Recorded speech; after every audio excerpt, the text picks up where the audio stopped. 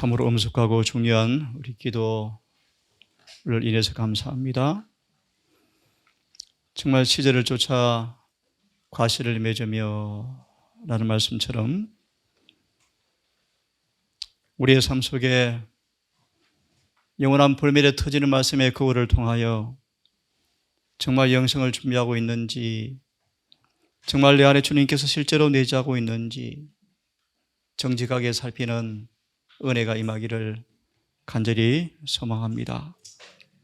이 안식일 다시 한번 주의 은혜와 평강이 넘치기를 주의 이름으로 축원합니다.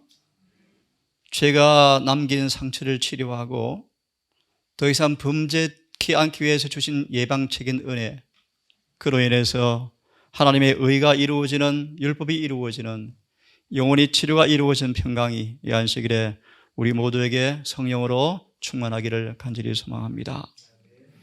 계시록 2장 7절과 몇 구절을 먼저 본 다음 완전 시리즈 6번째 신의 성품의 결과라는 부분을 이어서 말씀을 드리겠습니다. 계시록 2장 7절의 말씀, 이 말씀을 읽는 까닭은 다시 한번 내가 정말 그분이 내 안에 계시는가, 영광의 소망으로 주님께서 정말 임재하시는가. 너무 아시는 말씀처럼 주님께서 임재하지 않는다면 우리는 버리운 자라라고 분명히 고린도서 13장 5절은 말씀하고 있는데, 다시 말합니다. 내 안에 영광의 소망이신 주님께서 실제로 내재하고 계시는가 생각하시면서 이 말씀을 좀 읽겠습니다. 계시록 2장 7절의 주석을 보고 싶은데요, 성경 구절을 제가 보겠습니다. 귀 있는 자는 성령이 교회에 들에게 하시는 말씀을 들을지어다. 이기는 그에게는 내가 하나님의 낙원에 있는 생명나무 과실을 주어서 먹게 하리라. 우리가 생명 과실을 먹기 위해서 기다려야 할 것인가? 라고 반문하면서 이 구절에 대한 주석은 우리에게 귀한 교훈을 주고 있는데요, 2장 7절에 주석의 마지막 부분을 좀 읽기를 원합니다. 생명나무 잎사귀 라는 제목의 마지막 문단입니다. 우리는 모든 진리를 예수의 생명처럼 받아들여야 한다. 진리는 모든 더러운 것에서 우리를 정하게 해주고 그리스도께서 임재하실 수 있도록 영혼을 준비시키는 것이 진리이다. 이렇게 해서 생명나무 잎사귀를 지금 따먹음으로 그 진리가 우리를 변화시키는 경험으로 이루어지면서 예수께서 영원히 임재하면, 이렇게 해서 우리 안에 계신 그리스도 곧 영광의 소망이 이루어진다. 그러면 이 영광의 소망이 진짜 이루어지고 있는가, 하나의 좌표를, 증거를 하나 좀 보기를 원합니다. 요한복음 13장 34절과 35절. 정말 나는 진리를 먹고 사는 사람인가? 그래서 그 진리가 우리를 변화시키는 경험으로 주님께서 임재하셔서 영광의 소망을 간직한 사람인가? 그 신임장이 뭔가? 요한복음 13장 34절과 35절의 말씀인데 함께 봉독하겠습니다. 시작. 새 계명을 주노니 서로 사랑하라. 내가 너희를 사랑한 것 같이 너희도 서로 사랑하라.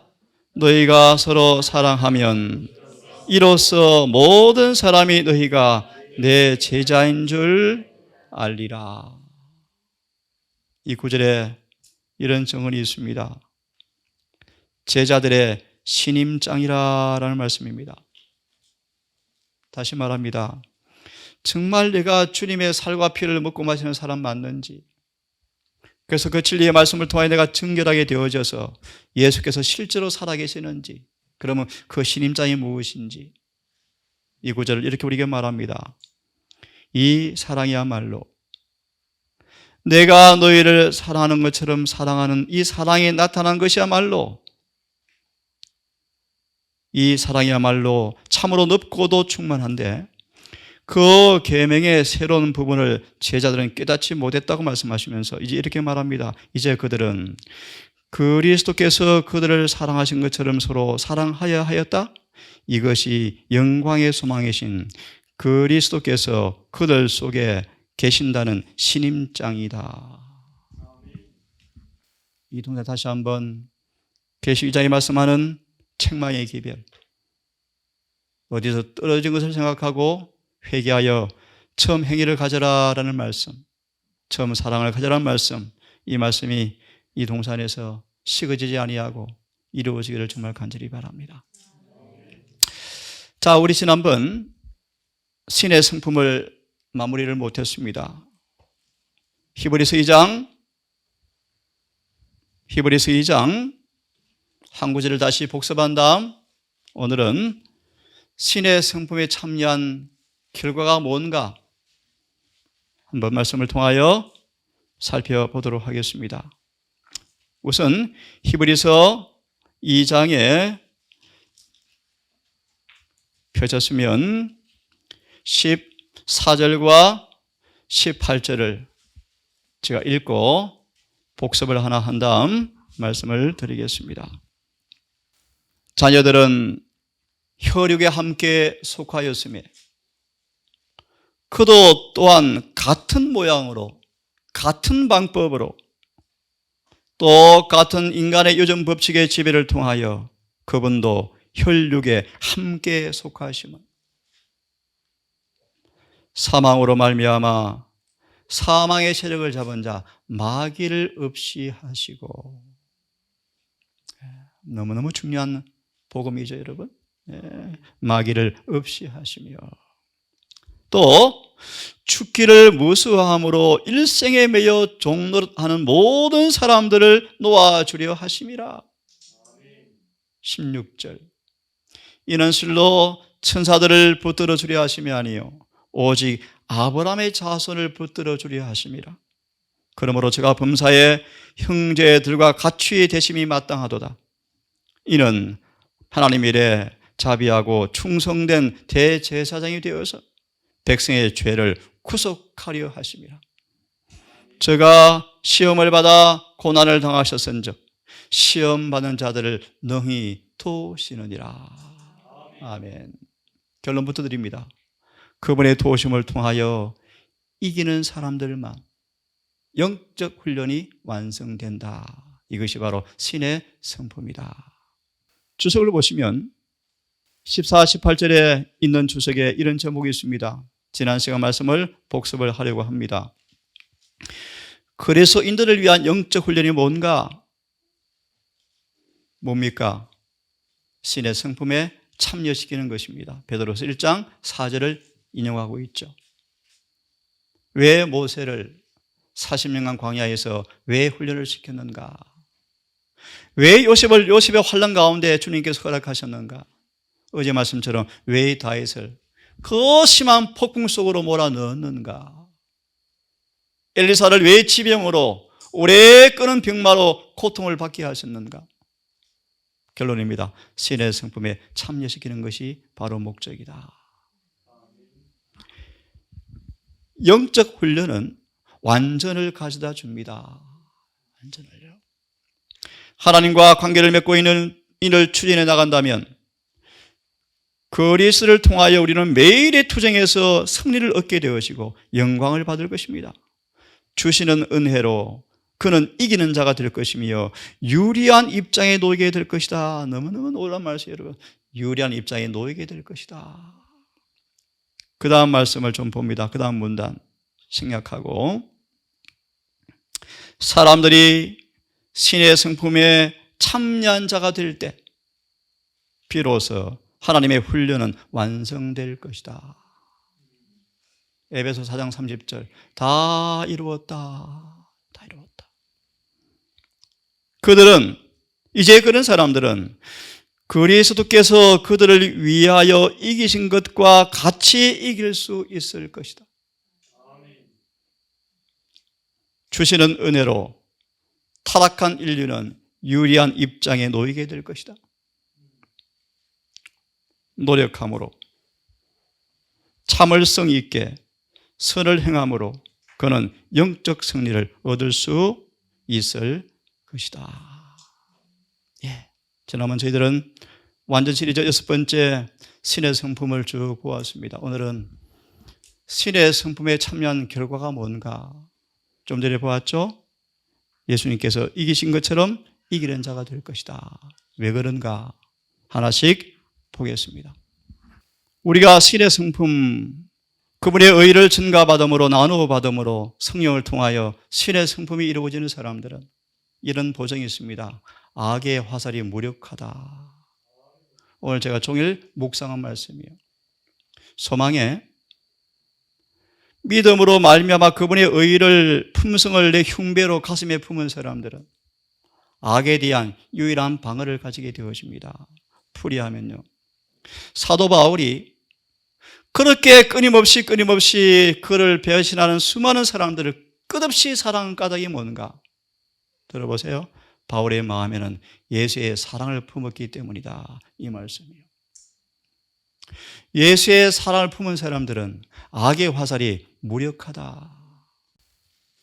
사람은 무한하신 분과 연결됨으로 신의 성품에 참여자가 되어지는데 그들에게는 악의 화살이 효력이 없다. 왜냐하면 그는 그리스도의 의의 사랑의 갑옷을 입고 있기 때문에 어떤 악의 화살도 가슴을 뚫을 수가 없다. 다른 말로 시험에 넘어질 수가 없다. 신의 성품에 참여한 사람만이 의인의 부활에 참여할 것입니다. 분명합니다, 여러분. 너무 분명한 성경 말씀이에요. 신의 성품에 연합한 사람만이 죽음에서 부활할 것입니다. 나중에 말씀을 다 한번 찾아보십시오. 세 번째, 히브리 4장 15절의 말씀 잘 아시죠, 여러분? 함께 성경 구절을 놔두고 정언을 같이 읽겠습니다. 시작. 인간은 믿음으로 신의 성품에 참여자가 될 수가 있고 그를 포위하고 있는 모든 시험을 이길 수가 있다. 아멘. 같은 말씀입니다. 예수님을 진정으로 믿는 사람들은 신의 성품을 갖게 되어지고 모든 시험을 능히 이길 수 있는 능력을 갖게 되어집니다. 그래서 계시록 7장 1절 4절의 주석에 모든 시험을 이기고 모든 경험을 다 극복하고 드디어 준비된 사람에게 하나님께서 뭐 하신다고요? 인을 칠 것이다.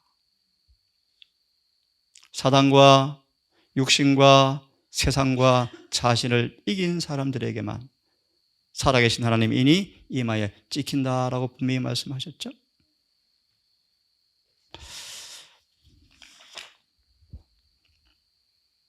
우리는 우리의 모든 소망과 신앙의 근거를 오직 성경 위에 두어야 한다. 그 외에는 다 가짜입니다. 다시 말하면 오직 신의 성품에 참여한 사람만이 의인의 부활에 참여할 것입니다.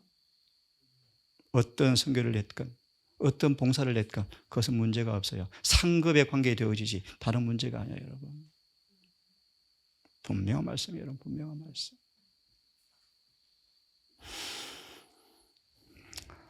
네 번째, 정말 귀한 굿뉴스예요. 더 이상 죄가 주관할 수가 없다. 한번 읽어보겠습니까? 시작.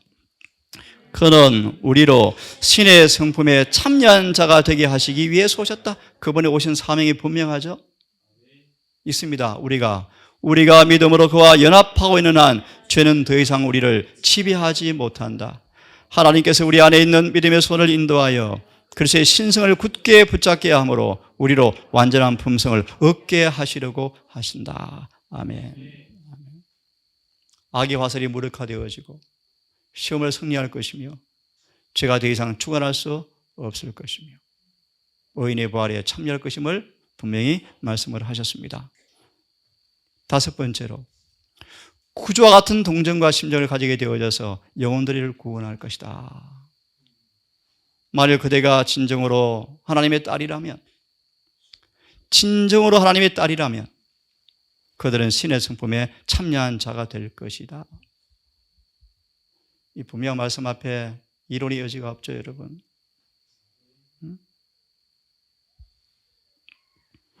그들은 그들의 거룩한 구속주처럼 사회에 존재하는 타락의 영향력을 바라볼 때마다 가장 깊은 동정을 느끼게 될 것이다. 참 중요한 말씀이에요, 여러분. 에스겔 9장 4절의 말씀이에요.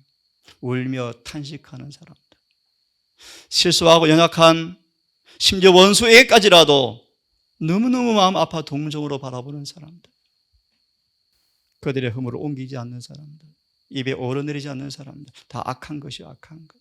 악한 걸 말하면 죄요, 죄, 여러분, 죄. 그들은 그리스도와 동일한 심정을 갖게 될 것이다. 고전 3장 9절을 주석을 보시면요, 이런 면에서 우리는 주님의 동력자입니다. 주님과 함께 심장이 같이 뛰고 있는 사람들입니다. 참 귀한 말씀이죠. 주의 심정, 고전 2장 16절입니다. 예수의 마음이 우리의 마음이 된 사람들, 예수와 같은 심정이 된 사람들. 그래서 그런 사람들은 영역 안에서 능력과 기회가 닿는 대로 영혼을 구원하기 위해서 그분의 심정으로 일하게 될 것입니다. 바울이 갈라디아 6장 14절의 말씀이요, 바울은 지칠 줄 모르는 사랑으로 끝까지 수고한 사람이었는데 세상에 태어난 사람 가운데 예수님 다음으로 바울처럼 열심히 있는 봉사자가 없었답니다. 이유가 뭘까요? 바울은 신의 성품에 참여한 사람이기 때문에 영혼에 대한 사랑이 안 식어졌다. 지칠 줄 모르는 종으로 살다가 영광스럽게 순교하면서까지 영혼 구원했죠. 그 위대한 바울, 우리 앞 믿음의 영웅으로 딱 서 있습니다, 여러분. 우리와 성적이 같은 사람이었습니다. 여러분, 믿음의 소망을 가지시고 용기를 내시고 믿음의 경주를 더 열심히 하기를 간절히 바랍니다. 교회쟁 2권 311페이지 함께 읽어보겠습니까? 시작. 진리가 우리의 마음과 삶에 거룩해 하는 영향을 미치게 되어지면 우리는 신의 성품에 참여한 자가 되어지고 정욕으로 인하여 세상에 썩어질 것을 피한 자로서 하나님께 간합될 제사를 드릴 수 있게 되어지며 이 땅에서 그분께 영광을 돌릴 수 있게 될 것입니다. 이 참 중요한 단어예요. 하나님께 간합된 제사가 있는 곳마다 혹시 이 말씀 기억납니까? 그분은 성령으로 표를 주시겠대요, 표를요. 그분이 제사를 받으시는가? 예를 들면 번제단에 제물을 올리면 하늘에서 뭐가 왔습니까? 불이 왔죠. 불이. 그것이 하나님께 뭐 했다는 표죠? 간합이요, 간합. 우리 예배에 성령의 임재가 없으면 우리 예배는 그분이 안 받으셔요. 받으신 예배가 아니에요, 여러분. 그러니까 성령이 임재한 증거는 뭐죠? 회개와 부흥이요, 개혁이요. 분명하죠. 자, 신의 성품에 참여한다가 되어지면 참 귀한 말씀이요, 모든 까다로움이 나타나지 않게 될 것입니다. 모든 까다로움이 나타나지 않게 될 것입니다. 우리 까다로운 성격이 있는 분들, 저를 포함해 여러분, 다시 한번 우리를 조사하십시다. 호세아 14장. 우리를 조사하고 그분께 돌아가셔서 빨리 치료받으시고 까다로움 대신에 관대함, 너그러움, 온유함 풍성하게 우리 속에 있게 되기를 바랍니다. 신의 성품에 참여할 때 아무도 빼앗아갈 수 없는 능력을 소유하게 될 것입니다. 우리가 예수 안에 분명한 닻을 내리게 되어지면 아무도 빼앗아갈 수 없는 능력을 갖게 되어지는데요. 능력을요. 요한복음 10장에 아버지의 손에서 너희를 아무도 빼앗을 자가 없다고 말씀하시죠. 뭐 더 이상 설명이 필요 없죠. 아버지는 만유보다 크신 분이심이 아무도 빼앗을 수가 없다고 말씀하시죠. 왜 그런가? 이유가 뭘까? 우리가 신의 성품에 참여한 사람들이기 때문에 유혹으로 우리를 절대로 빼앗아낼 수가 없습니다. 신의 성품에 참여한 사람들은 늘 마음과 입술로 그분을 찬양하게 될 것입니다. 그죠? 늘요. 신의 성품을 가진 사람들은 예수께서 사랑하신 것처럼 사랑하고 예수께서 일하신 것처럼 일합니다. 크게는 실패나 좌절이 없는 타고난 동정심과 긍휼이 있을 것입니다. 신의 성품을 가진 사람들은 율법과 일치하게 될 것입니다. 여러분, 신앙이 뭔지를 여러분 아시겠죠? 그냥 교회 다니는 것이 아닙니다, 여러분. 그냥 안식을 지키는 것이 아닙니다, 여러분. 그분의 품성에 참여하지 아니하면 전부 거짓 예배라고 증언은 분명하게 우리에게 말씀해 주고 있습니다. 같은 말씀이요, 유혹에 굴복하지 않을 것입니다. 나는 유혹의 세력을 압니다. 나는 길 가운데 위험이 늘 도사리고 있는 것을 압니다. 하지만 필요할 때마다 충분히 쓸 수 있는 능력이 유혹을 정하여 싸우고 있는 자들을 위해서 준비하고 있다는 것도 나는 잘 압니다. 그러므로 여러분, 어떤 유혹도 신의 성품에 참여한 사람들을 넘어뜨릴 수 없다. 또요, 신의 성품은요, 뭐라고 말씀합니까? 진정한 무아의 자비심으로 활동하는 사람들은 신의 성품에 참여한 사람들입니다. 진정한 무아의 자비심. 누가 기억나죠, 여러분? 누가복음 15장인가요? 선한 사마리아 사람이요, 겉없는 사람이요, 자아가 전혀 없는, 이기심이 전혀 섞이지 않은 자비심으로 봉사하고 있는 사람들은 신의 성품에 참여한 사람들입니다. 싸구려 사랑은 얼마든지 가능해요. 얼마든지 가능해요. 그런데 성경은 말합니다. 말과 혀로만 사랑하지 마라. 행함과 진실함으로 사랑하자. 예를 듭니다. 따뜻하게 사시죠. 이건 아주 값싼 사랑이죠.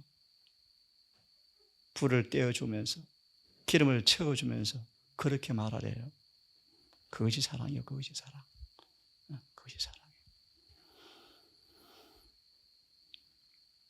시험은 진짜인지 가짜인지, 예수 안에 있는 사람인지 없는 사람인지, 신의 성품 참여한 사람인지 아닌 사람인지 판별하는 시험대입니다. 판별하는 것입니다. 시험이 올 때 넘어져서 도덕적 결함을 드러내는 사람들은 신의 성품 참여자가 아니요, 그들은 세상으로부터 탈출한 자도 아직 아니고 세상에 속해 있고 육신에 속해 있고 마귀 백성들입니다. 참으로 증언은 예리하죠. 증언은 사람들 앞에 아첨하고 달래지 않습니다. 정확하게 말합니다. 유혹에 넘어져서 도덕적 결함이 드러나면 우리는 깊이 자신을 살펴보셔. 아직 내가 마귀에게 속해 있구나. 육신의 사람이구나. 로마서 8장 9절이죠. 하나님과 전혀 관계없는 사람들이죠. 조금요? 아니요. 전혀 관계없는 사람들이죠. 네, 마지막 부분을 말씀드리고 마무리하겠습니다. 권고 및 호소의 말씀이요. 여러분 잘 아시죠? 나는 참 포도나무요, 내 아버지는 농부라. 농부가 뭐 하십니까? 물은 내게 있어. 과실을 맺지 않은 가지는 이를 제해버리시고 과실을 맺는 사람마다 더 맺게 하리하여 뭐 한다? 전정 깨끗게 하느니라. 내 안에 가라, 나도 내 안에 가리라. 그리하지 아니하면 가지처럼 박혀버리고 말라지나니 내 안에 가지 않으면 아무것도 할 수가 없느니라. 아무것도.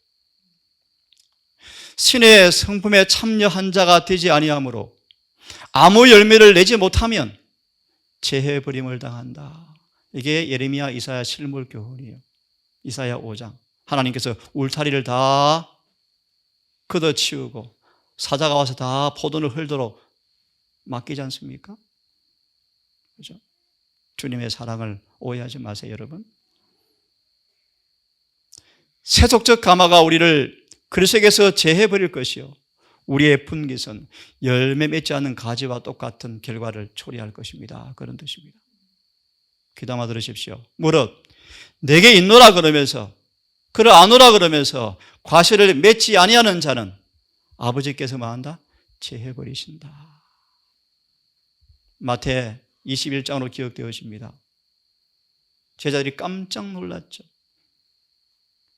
예수님이 세상에 그 입에서 생전에 안 쓰던 말을 쓰시잖아요. 무화과나무를 저주하사. 지금 예수의 품성과 어울리지 않는 단어예요, 여러분. 그런데 성경은 그렇게 말합니다. 무화과나무를 뭐 했다? 저주했다. 이 말의 뒤에 결론 여러분 보셨습니까? 이 말씀은 행동화된 비유의 말씀이었는데 열매 맺지 않은 유대인들의 운명을 보여주고 있습니다. 무슨 얘기죠, 여러분? AD 70년 수백만 명이 죽임을 당했죠. 시체가 산더미처럼 쌓였죠. 그때 잠언 1장으로 기억되어집니다. 그들이 아무리 불렀지만 예수님 대답했습니까? 아니요. 사랑하는 구주의 음성이 더 이상 들리질 않았답니다, 여러분. 철저하게 예루살렘은 멸망을 당해버렸어요. 여러분, 인생의 목적은 열매 맺는 것입니다. 이 말씀 같이 읽고 말씀을 줄이겠습니다. 함께 같이 읽어보겠습니다. 시작. 우리는 매일 하나님과 동행해야 하며 주님을 알기 위해서 날마다 순종하는 생애를 살고 예수의 피를 가지고 지성소로 들어가는 의미를 배우며 우리 앞에 있는 소망을 굳게 붙잡고 나가야 합니다. 하늘에 도달하려면 우리는 시작. 중보자에게 영혼을 붙들어 메어야 하고 신의 성품에 참여한 자가 되어야 합니다. 그리스도를 의지함으로 하나님 안에서 그들의 생애가 그리스도와 더불어 숨겨진 바 되어지고 그들은 성령의 인도를 받아서 순수한 믿음을 갖게 될 것입니다. 아멘. 우리는 주님과 산연합을 가져야 될 것이고 신의 성품에 참여한 자가 되어야 하며 그렇게 될 때 원수의 계략의 계만을 당하지 않게 될 것이고 썩어질 정욕으로 인해서 모든 것을 피하여 요셉처럼 순결하게 살 수 있게 될 것입니다. 여러분, 완전 시리즈 신의 성품 의미가 무엇이며 어떻게 가능하며 결과가 무엇인가 우리 함께 보았습니다. 여러분의 신앙의 표대를 바울처럼 분명히 설정해 놓으시고 아침 말씀처럼 좁은 길을 통과하는 사람처럼 한 가지 목적으로 일념을 다하여서 믿음의 진군하기를 간절히 바랍니다. 아버지, 많은 사람들이 성경을 가지고 주를 믿노라 하지만 성경의 표준에 미치지 못하고 성경을 자의적으로 해석하고 죄인의 마음에 맞는 요리를 해서 양념을 많이 쳐서 진리의 효능을 떨어뜨리는 것을 경고하시면서 교회 증언의 말씀으로 성경을 울타리를 세워서 보호하는 계시를 주신 것은 성경의 분명한 목적, 주님의 사명, 죽으심의 목적, 중보의 목적, 성령을 주시는 목적, 모든 것이 품성의 완전에 있다는 사실을 배우게 되어집니다. 아버지, 우리 동산 가족들 이 표대를 항상 앞에 염두에 두고 주님께 자신을 붙들어 매며 중보의 효능을 믿음으로 의지하여 이 놀라운 품성에 참여하는 복이 우리 모두에게 이루어지게 되기를 소망합니다. 이 동산의 아버지 자칭 진리가 있는 곳이라고 우리가 공언합니다. 그것은 공언이 아닌 삶을 변화시키는 경험으로 오지 않을 때 거짓말이라고 배웠습니다. 우리 모든 가족들 이 안식일에 고린도후서 5장 10절의 말씀을 기억하며 반드시 심판대 앞에 소환당할 터인즉 하늘에 기록된 대로 심판을 받을 것인즉 누가 심판을 통과할 것인지 심판받을 준비가 되었는지 늘 자숙하며 겸손하며 살피는 지혜를 갖게 해 주시옵소서. 이 마음 우리를 주님께 맡기오니 우리를 사랑하시는 예수님 이름으로 감사하며 기도드리옵나이다.